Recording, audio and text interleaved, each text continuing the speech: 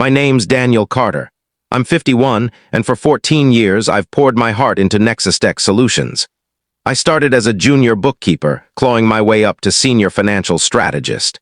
I could recite our quarterly ledgers like a bedtime story. That chilly morning in Warwick, Rhode Island, sitting across from my boss, Nathan Brooks, something twisted inside me. Not rage, but clarity. Nathan lounged in his plush chair, fingers tapping rhythmically on his oak desk. His corner office, with its panoramic view of downtown Warwick, suddenly felt claustrophobic. His words lingered like a bitter aftertaste. For 3 months, he'd been nudging me toward this moment, 3 months of gentle prods to tweak figures, to spin our production expenses into something rosier. "The board demands 12% growth minimum," he said, eyes steady. "You know what happens if we miss it?" I did. I'd seen stocks plummet at other firms. Jobs vanished overnight. But I also knew the cost of fudging numbers. As a young man, I'd watched giants like Enron crumble, dragging honest workers down with them. "I hear you," I said. Nathan's face softened like he'd just cracked a code. "Good, I knew you'd get it. Adjust the figures like we talked about. Production efficiency up 9%, overhead slashed by 7%. It'll add up." I gave a nod, silent about the truth. Our efficiency had dipped 3% last quarter. I didn't mention the overtime we'd buried in advisory fees or the equipment maintenance we'd deferred to save pennies. "I'll handle it," I told him. Walking back to my desk, I passed the kitchenette where my colleagues, Lisa and Ethan, were whispering. They froze when they spotted me. Lisa's eyes held pity. In an office of 55 souls, secrets spread like wildfire. They knew I'd been summoned. They likely knew why. At my desk, I stared at the spreadsheet I'd wrestled with for weeks, honest data, raw and unpolished. STANCE.AS wasn't sinking, but we weren't soaring either. We were stable in a brutal market, which should have been enough. My phone pinged. A text from my daughter, Mia. "Dad, still on for dinner Friday. Got news to share." I typed back, "Absolutely. Can't wait." My gaze returned to the screen. Nathan's scribbled adjustments mocked me from my notepad, 9% here, 7% there. Tiny shifts with massive stakes. The audit loomed next week. I'd survived 3 at STANCE.AS. The first 8 years back was seamless, clean books, no fuss. The auditors left with handshakes. The second, 5 years ago, hit a snag over some consulting charges, but we clarified and moved on. This one felt ominous from the start. 2 months ago, Nathan's questions during our weekly huddles turned odd. Could we reframe certain costs? Stretch equipment depreciation to 6 years instead of 4? Were we too cautious with revenue projections? At first, I chalked it up to diligence. Nathan had stepped into the CFO role 7 months earlier after his predecessor retired. Maybe he was flexing for the board, but the requests kept coming, each one nudging closer to murky waters. I'd known Nathan for 9 years. He joined as a financial manager when I was already a senior strategist. We tackled countless projects together. He was sharp, meticulous, driven. I'd even vouched for him when the CFO spot opened up. He'd thank me over coffee, promising to remember my loyalty. But the corner office changed him. The board's pressure seemed to grind him down. Investor calls became grillings. Bit by bit, Nathan started asking me to polish numbers beyond reality. "Defer this cost to next quarter," he'd say. "It's just timing. Book this revenue early, the deal's inked. Capitalize this expense. It's a long-term asset." Each suggestion felt plausible alone. Together, they wove a tapestry of deceit I'd studied in textbooks and seen unravel in headlines. My wife, Ellen, noticed the strain leaking home. "You're distant at dinner," she said last week. "Everything all right?" I brushed it off, claiming all was well. It wasn't. I was waking at 2 a.m., double-checking our protocols, poring over accounting standards I hadn't touched in a decade. I thought about my retirement fund, our medical coverage, Mia's student loans I was still chipping away at. I thought about the 20 people in our department who relied on my integrity. The warning signs were clear. Nathan's growing irritation with routine checks. His casual references to how competitors optimized their books. His new habit of shutting his door for calls. I should have braced for what hit next. 3 hours after our meeting, I was still wrestling with the spreadsheet, searching for a way to bend Nathan's numbers without shattering my principles. Lisa tapped my cubicle wall. "Daniel," her voice was gentle, cautious. "Nathan needs you again." I returned to his office. This time, Margaret Lee, our HR chief, sat beside his desk. Her smile was polite but cold. "Daniel, have a seat," Nathan said, his earlier warmth gone. "We've been reviewing your role at STANCE.AS." I sat, waiting. Your work's been uneven lately, he went on. Missed targets, pushback on standard processes, reluctance to follow clear directives. I opened my mouth, but he raised a hand. We're reassigning you. Accounts receivable clerk, you'll report to Ethan, effective now. My chest constricted. Accounts receivable, a role I'd outgrown 14 years ago. A demotion dressed as a restructure, and the whole office would see it. Understood, I said. Margaret slid a folder toward me. New role details, updated pay, revised chain of command. Take time to read it. I flipped it open. 18% salary cut, no private office, no team, no access to the quarterly ledgers I'd shaped for years. Questions? Nathan asked. I studied him, his tailored suit, his commanding stance, the way he sat like a king issuing a decree. 7 months ago, we'd shared sandwiches and swapped stories about our kids. He'd sought my counsel on managing board pressure. I'd offered it, thinking we were partners. No questions, I said. I shook their hands and left. The folder weighed like lead. I packed my desk. Photos of Ellen and Mia, my chipped coffee mug, a tiny succulent Mia gave me for Father's Day. It all fit in a cardboard box from the supply room. My new cubicle squatted near the copier and water dispenser. Ethan looked mortified when I introduced myself as his new subordinate. He was 29, 3 years at the company. Decent guy. This wasn't on him. I settled at my new desk, navigating new system access and tasks. I couldn't view the quarterly ledgers or audit prep files anymore, but the numbers were seared in my memory. The audit was still coming. My first day in accounts receivable was mind-numbing, processing invoices, balancing vendor accounts. Work I could do blindfolded. It left my brain free to dissect Nathan's game plan. By Wednesday, it clicked. His efficiency targets weren't just ambitious. They were fiction. We'd need new machinery and a retrained staff to hit those gains. His overhead cuts would gut critical maintenance and safety checks. At lunch, I drove to the Warwick Public Library. On their computers, I scoured recent SEC cases against firms that doctored financials. The penalties were crippling. Executives faced jail. Workers lost pensions. That afternoon, I made my choice. After hours, when the office had emptied, I knocked on Nathan's door. He was still there, tie loosened, buried in work. "Daniel, what's this about?" he asked. "I've been mulling our Monday talk about the ledgers." He leaned back. "Glad you're on board. Did you make the changes?" "No," I said. "I can't, Nathan. Those numbers aren't just hopeful, they're fabricated." His face darkened. "That's a bold claim." "It's not a claim, it's truth. Efficiency didn't climb 9%. It fell 3%. I've got the production logs to back it up." Logs can be read differently. Not this differently, not ethically. We locked eyes. The office was still, save for the faint hum of servers and distant traffic on Jefferson Boulevard. "Daniel," he said, voice low, "you're forgetting your place. You answer to me." "I answer to NexusTech. To the shareholders, the staff, you follow my orders." His tone sharpened. "That's your job. They pay me to keep accurate books, to report the truth. They pay you to do what I say." He stood, circling his desk. "Right now, I need you to stop being a problem and start being a team player." I thought of my pension, my health plan, Mia's loans, Ellen's retirement dreams, all tethered to this job, this company, this man. "I get it," I said. His shoulders eased. "Good, I knew you'd. I get that you're asking me to commit fraud." His face flushed. "Get out of my office." "Nathan, out." I walked back to my cubicle, sat, and stared at my monitor. My hands trembled, not from fear, but from fury. From the gut-punch realization that 14 years of camaraderie had dissolved in minutes. Thursday morning, an HR email from Margaret waited. Performance review, Friday, 9 a.m. mandatory. I spent Thursday grinding through invoices, weighing my paths. I could resign, walk away, start fresh, act like nothing happened. I could comply with Nathan, tweak the numbers, pray the auditors missed the cracks. Or I could choose a third way.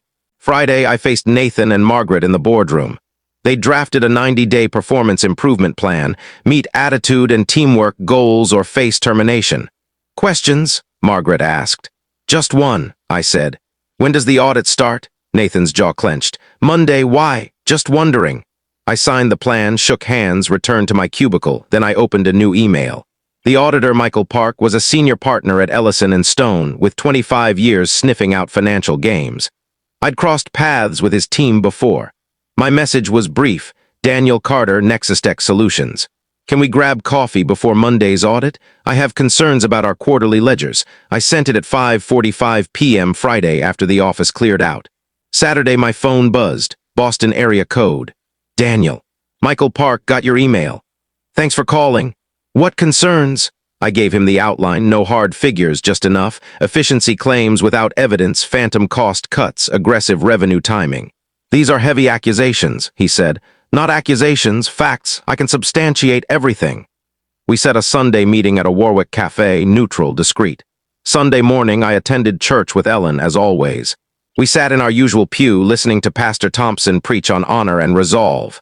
Ellen gripped my hand during the sermon. She didn't know the details, but sensed my burden. "You okay?" she murmured. "I will be," I whispered.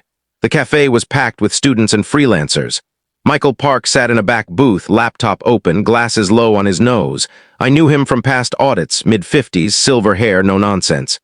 "Daniel," he said, shaking my hand. "Thanks for reaching out." I ordered coffee, grappling with where to start.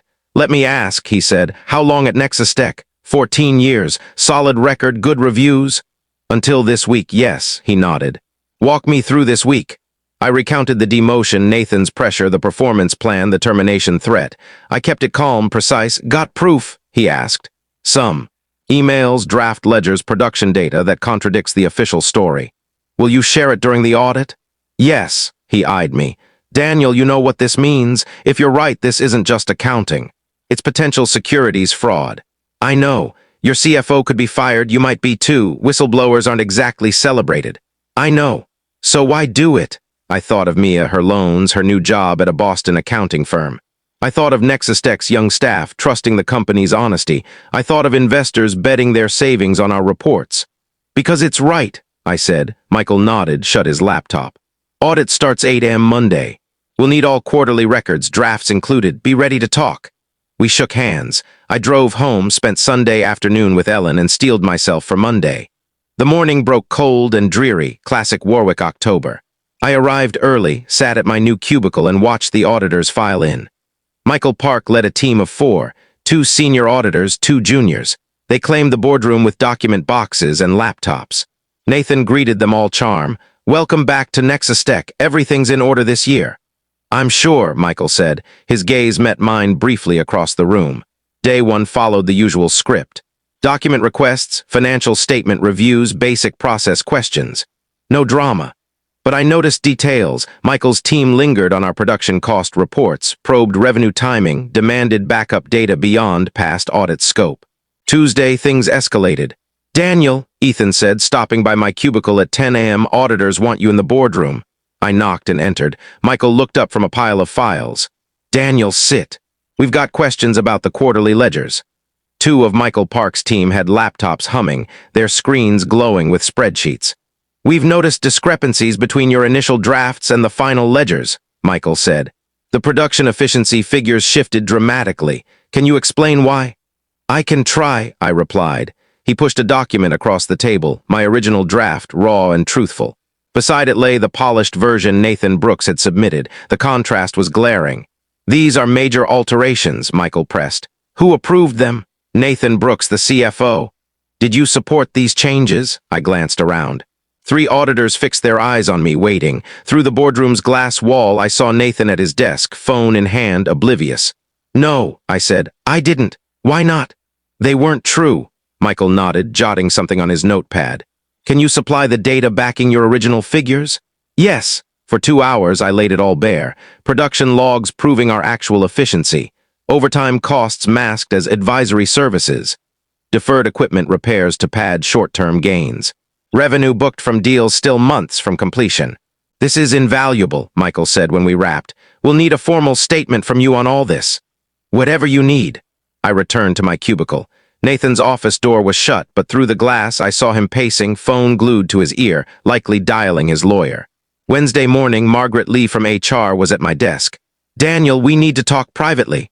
We went to her office. She closed the door, a folder resting on her desk. "I'm investigating claims raised during the audit," she said. "I have questions." "Go ahead. Did you share sensitive company data with unauthorized parties?" "I shared accurate financial records with auditors entitled to see them." "Did you make false claims about management?" "I reported truthful accounts of requests made of me." She scribbled notes, firing more questions, probing for inconsistencies. But there weren't any, just cold, hard facts. By Thursday, the noose tightened. Friday, I pulled into a parking lot eerily sparse. Gossip had spread like wildfire.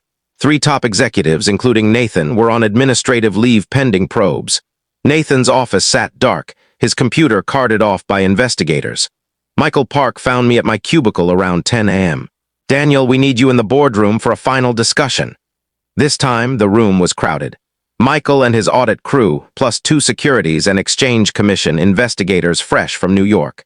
"Mr. Carter," the lead investigator said, "we appreciate your cooperation." "Yes, sir. We're offering you whistleblower protection under federal law. Your job and retirement benefits are secure.